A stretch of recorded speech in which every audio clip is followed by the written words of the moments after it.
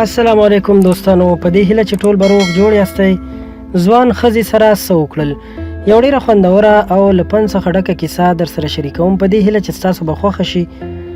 نو د ویډیو تر پایه موږ سره ملتیا وکړئ.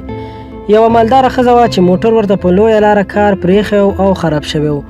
نو موټر یې په یو سرای کې ودرو او د سړک په غاړه په دې نیت ودرېده چې څوک ورسره مرسته وکړي، یعنی یو موټر ودرېږي او دا تر خپله ښاره او تر خپله کوره ورسوي. هر موټر به چې تېرېدو ښځې به لاس ورکوو، خو چا ورته موټر نه دراو. ماښام نږدې و، تیاره خورېدو واله وه، نری نری باران هم شروع شو. ښځه د سوچونو توپان په مخه کړه چې اوس به څه کېږي، څنګه به کور ته رسم او څنګه به خپل ښار ته رسم. په همدې سوچونو کې وه چې یو زوړ موټر یې مخې ته ودرېدو. د موټر ډریور یو ځوان هلک و. ښځې زړه کې وویل چې اوس څه وکړم، دا خو ځوان هلک دی. زړه نازړه وه چې موټر کې ورسره سپاره شي که نه. وېرېدله چې هسې نه عزت مې ونه لوټي او یا له دې څخه خبر نه شي چې زه مالداره یم، ومې نه تښتوي او نوره لانجه راته جوړه نه شي. خو اخر بله چاره نه وه، نو زړه نازړه موټر ته وختله. موټر روان شو. ښځې د ډاډ لپاره د موټروان څخه پوښتنه وکړه: ټیکسي چلوي؟ همدا د روزګار دی او که نه څه بل څه مزدوري کوي؟ کور دې چیرته دی او نوم دې څه دی؟ ځوان چې د غربت، فقر او بېوسۍ نښې په مخ له ورایه معلومېدې، په داسې حالت کې چې ښځې ته یې نه کتل، په ډېر ادب او احترام او په مات غږ یې ځواب ورکړ چې نوم مې عمر دی او مصروفیت مې دا دی چې د یو ټیکسي موټروان یم.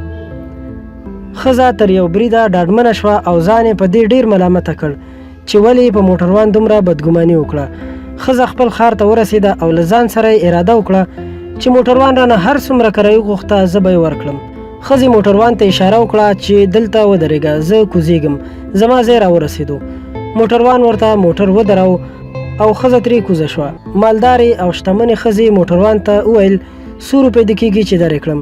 موټروان ورته ځواب ورکړ: زما هېڅ روپۍ نه کېږي، ته مسافره وې او ستا مجبوري وه ما راورسولې. شتمنې ښځې ځواب ورکړ: نه، داسې نشي کېدی، تا په ما ډېر احسان وکړ او زه دې تر خپل ښاره راورسولم. ټیکسیوال ورته وویل: بس زما کرایه دا شوه چې په لاره کې دې هر څوک پیدا کړل، تر خپله وسه ورسره مرسته وکړه.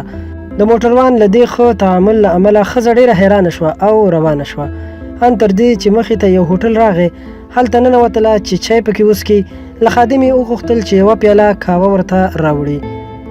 خادمه یې چې تر څنګ راغله، نو ګوري چې خادمه ډېره ستړې شوې ده او ستومانه معلومېده. شتمنې ښځې ترې پوښتنه وکړه: ولې دومره ستړې ستومانه ښکاري؟ خادم یې وویل: امیدواره یم او د ولادت یعنې د ماشوم د پیدایښت وخت مې نږدې دی. شتمنې ښځې ورته وویل: ولې آرام نه کوې؟ خادم یې ورته ځواب ورکړ: دومره مزدوري وکړم چې د ولادت یعنې د ماشوم د پیدایښت په مهال مې د ډاکټرې او ناروغۍ درملنه پرې وکړم. شتمنې ښځې ورته د چای روپۍ ورکړې. خادمه لاړه چې د محاسب نه ورته پاتې پیسې راوړي، ځکه هغه روپۍ چې ښځې ورته ورکړې وې 10 برابره د کاوې له قیمته زیاتې وې. خادمه چې راغله ګوري چې شتمنه ښځه نشته. ښي لوري چپ لوري ته ګوري، خو ښځه یې تر سترګو نه شوه. خو په میز یې یوه ټوټه کاغذ ولیدو چې پرې لیکلي وو: پاتې روپۍ زما له خوا تا ته هدیه او ډالۍ شوې. کاغذ یې چې په بل مخ واړوو نو پرې لیکل شوي وو: د میز لاندې مې نورې روپۍ هم ایښي دي، هغه ستا د نوي راتلونکي بچي لپاره ډالۍ او هدیه ده. نږدې وه چې خادمه د ډېرې خوشحالۍ نه چیغې ووهي، ځکه چې د 6 میاشتو تنخواو او معاشونو برابر پیسې ورته میلاو شوې وې. له خوښۍ یې په سترګو کې اوښکې ډنډ شوې. خادمه زر زر د هوټل مالک ته ورغله او رخصتي ترې واخیسته او په ډېره خوشحالۍ کور ته لاړه. ګوري چې خاوند یې په همدغه سوچ کې ناست دی چې څنګه دا مصارف پوره کړي، ځکه د ماشوم د ولادت وخت رانږدې و. همدې فکر کې و چې مېرمن یې پرې ورغږ کړ.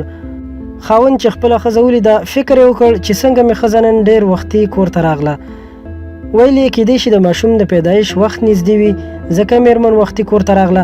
خو مېرمن یې د خوشحالۍ او مننې کلمات شروع کړل. نو خاوند یې حیران شو چې څه خبره ده. ښځې وویل: الله جل جلاله راباندې پراخي او خوشحالي راوسته. ښځې ورته ټوله قصه تېره کړه. خاوند یې ډېر خوشحاله شو او حیران هم شو. دوستانو، دا هغه عمر و چې یوې ښځې سره یې ښه وکړل او ده ته یې دومره زر بدله میلاو شوه. په دې هیله چې تاسو به د دې کیسې په مقصد باندې پوه شوي یاستئ او خوند به مو ترې اخیستی وي. که ویډیو مو خوښه شوې وي، ضرور یې در سره لایک کړئ او که زموږ چینل کې نوي یاستئ، مهرباني وکړئ زموږ چینل در سره همدا اوس سبسکرایب کړئ. ډېره مننه.